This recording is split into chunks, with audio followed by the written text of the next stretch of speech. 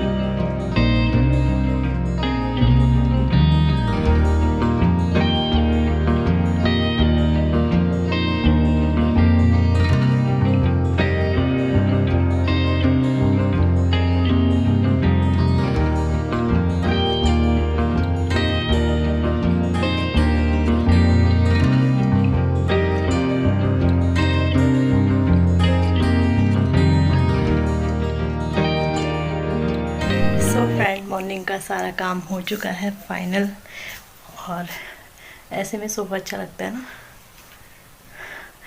But लेकिन cover लगाना ज़रूरी है, नहीं तो गंदा हो जाएगा। सांस फूल रही है। तो फिर कवर लगाना ज़रूरी है, नहीं तो गंदे हो जाएंगे, सोफ़ा गंदा हो जाएगा, क्योंकि हमारा अक्सर इसी में ही है, उठना बैठना सब चीज़ इसमें ही है।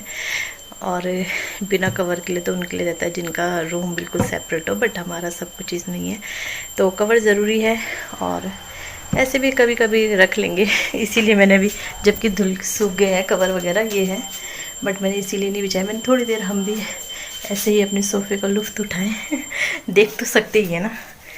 तो अब चलती हूँ, अपने हथियार पहनती हूँ, ग्लव्स, सॉक्स और चुन्नी से फेस कवर करती हूँ, बच्चों को लेने चलती हूँ, फिर आपको बाद में मिलती हूँ। देखो ये ना हम टेबल्स का लाए, ये भी मुझे वॉश करना है और इसे ना संभाल दूँगी। हन्नू इसमें बार बार छेड़ रहा है तो शीशा इसमें टूट जाएगा। तो ये टेबल्स का लाए कल बच्चों के लिए। एक बुक्स उनकी चेंज हुई थी ना, तो कल गए थे हम शाम को लेने के लिए, तो ये दिखा मुझे।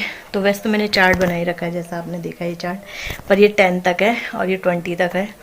तो अब क्योंकि अब तो आरव बड़ी क्लास में, तो यही है कि 10 तक तो है, तो इसलिए 20 तक था, तो इसलिए ये ले आई। चलो चलती हूँ बच्चों को लेने, बाद में मिलूँगी आप लोगों से। सही कहा। और अब बोलो। मम्मी डॉगी पेट डॉगी बड़े बड़े होके रिचार्ड बन जाते हैं। अच्छा, किसने कहा? मैंने डोरेमोन की मूवी में देखी। हाँ मम्मी सुनो, हमको टीचर जाएंगे। पापा भैया बाइक चले जाएंगे, पैदल ही जाएंगे। पापा को बात देनी पड़ेगी।